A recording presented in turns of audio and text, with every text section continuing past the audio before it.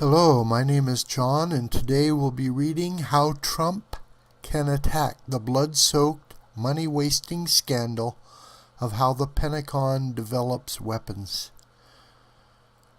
This article is by Steve Forbes, who's the editor-in-chief of Forbes magazine, May 16, 2017.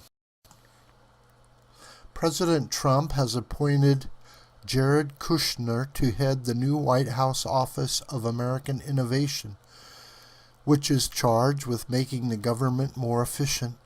Its biggest challenge by far will be dealing with the Defense Department's monstrously sclerotic weapons procurement system, which has unnecessarily cost the lives of countless thousands of our servicemen and women, and has literally wasted hundreds of billions of dollars.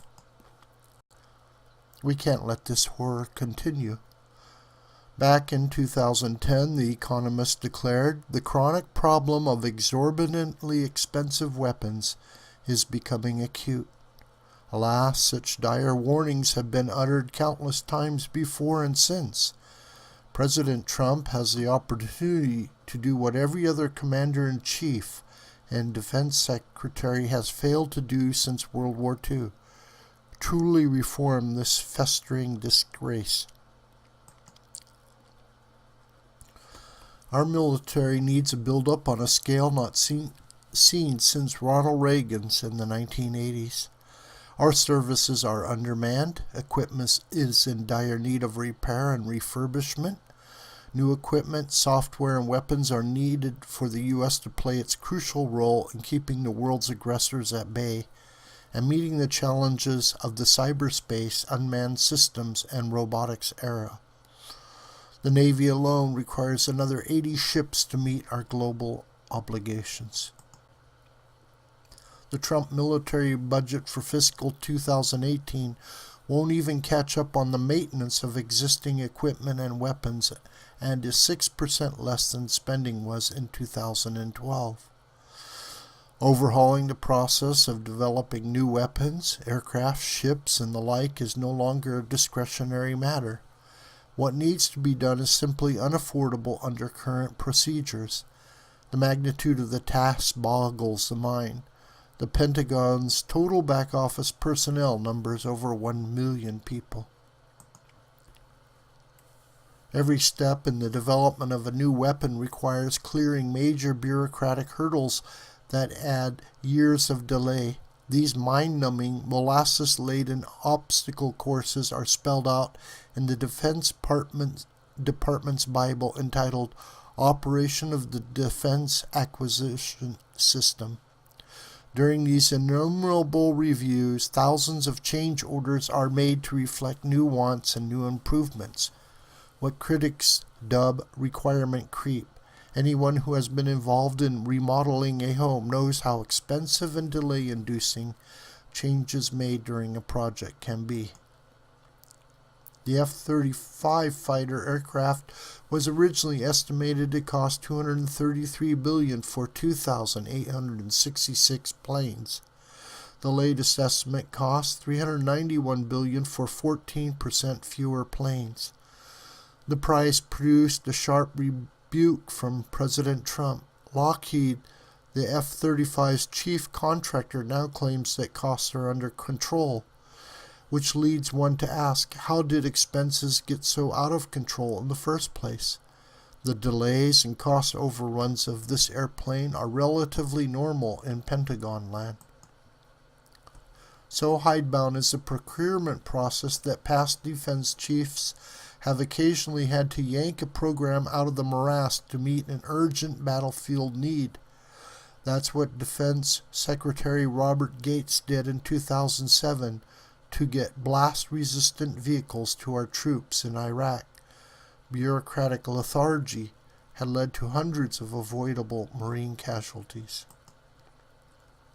Our history is riddled with examples of the military's bureaucratic blob sticking with weapons that don't work or are manifestly inferior to available alternatives. During the Civil War, the Army resisted the repeating rifle, preferring the single-shot version. That terrible decision cost the lives of tens of thousands of Union soldiers.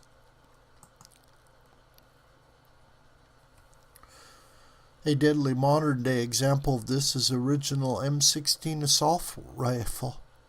Various people warned of its flaws. In the early years of the Vietnam War, the M16 was notorious for jamming, yet the Army ordnance officers and bureaucrats obstinately ignored the criticism, even going so far as to rig performance tests, thereby costing who knows how many soldiers' lives. Shockingly, non-Pentagon experts today consider the M16 and its successor, the M4, to be inferior rifles for our infantry. Pentagon apologists claim their awful hurdle after hurdle process is necessary to prevent failure. Yet in the real world there have been numerous weapons programs that were time and resource wasting flops. Once a program is underway, it's almost impossible to stop, no matter how dysfunctional the weapon turns out to be. The reason? Careers are tied to every weapon, and those involved will fight tooth and nail to keep it going, regardless of the merits. The bureaucrats, the particular branch of the service, the contractors, the lobbyists, and members of Congress, who too often see the defense budget as pork for their districts and states. Cost plus contracting gives providers no incentive to control expenses. The bigger the price tag, the bigger the profit. And of course there's the dirty, not so secret year-end splurge. Managers are gigged if they don't spend every dime they have. Savings can mean you'll get less next year. Gumming up the process further are additional regulations imposed by other government agencies, such as the EPA and OSHA. The Pentagon procurement horror show is no secret, but it has bedeviled every effort to substantially change it. Just about every defense secretary has made at least a stab at reform. The results have been pitiful. Back in 2005, a RAND Corp study listed 63 reforms, and their total impact was negligible. In 2013, a Wall Street Journal story found that there had been at least 27 major studies on defense acquisition reform and more than 300 serious studies by non-government experts. It's the old government story. Appointed officials come and go, the bureaucracy stays. Compounding the current problem are its origins. Legendary World War II general and overseer of our armed forces, George Marshall, concluded after the war that henceforth in peacetime the U.S. would have an officer corps far larger than seemingly necessary. That way our military would have a ready, experienced group of leaders to deal with any rapid military buildup that was needed. But what to do when there was no big war? Have officers work on weapons systems, where one officer would use 10. The most ambitious, thorough push for a major overhaul of the Pentagon development and procurement blob occurred in 2014 through 15.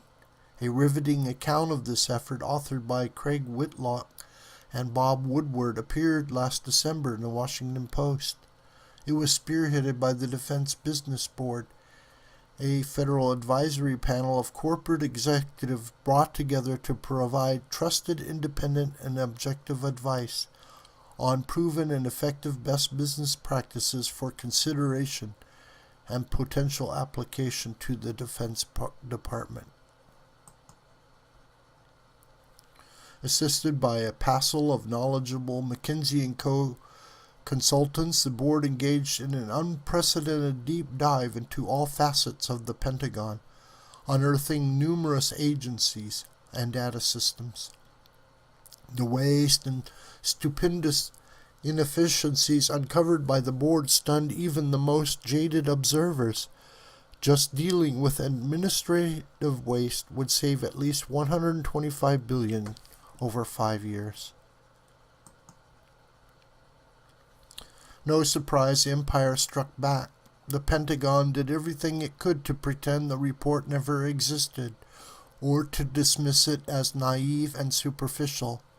When the exhaustive study was done, a 77-page summary was posted on a Defense Department website. It was quickly expunged. There's a battle being waged by an ethical contractor against the Pentagon that exemplifies this problem. Palantir, a software outfit, came up with a data analytics platform that would give troops in the field just about all the information they needed on a tablet, ranging from weather to the latest local intelligence. The cost about $100 million a year. As recounted by Stephen Brill in an excellent Fortune article, the Army wanted nothing to do with it, choosing instead to favor an updated version of a deeply flawed system created by a team of traditional defense contractors that produce cascading cost overruns and bills of nearly $6 billion. Field troops despise the Army's version and love Palantir's. A number of local commanders used local discretionary funds to get the Palantir platform. One Marine colonel wrote, "Marines are alive today because of the capability of this system. Yet the Defense Department is waging a jihad against Palantir, playing every bureaucratic trick it can to keep it from bidding on the contract." What should Kushner and his team do? Tear into this blood-stained, massive amount of bureaucratic muck on two fronts. First, dig up the Defense Bureau Board report. There's no need to reinvent the wheel. The findings there will give them all they need to mount a sustained, substantial attack that will yield the mother of all government reforms in U.S. history. Second, take to heart the lesson of the Gordian knot and put into practice an idea recommended by Christopher Lehman, a former national security official in the Reagan administration, in the Philadelphia Inquirer in January.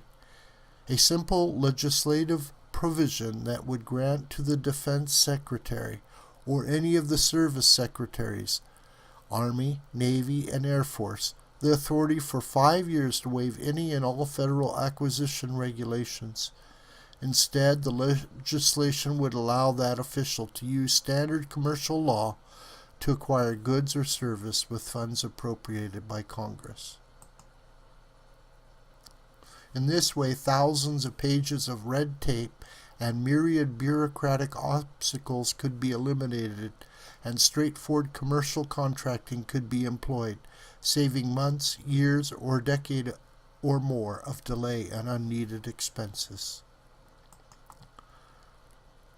This video is a production of the School of the White Crane. My name is John Brooker. You can contact me through commentary on this video or at my Gmail listed here. Please share this video with friends and family and on social media. May God richly bless you.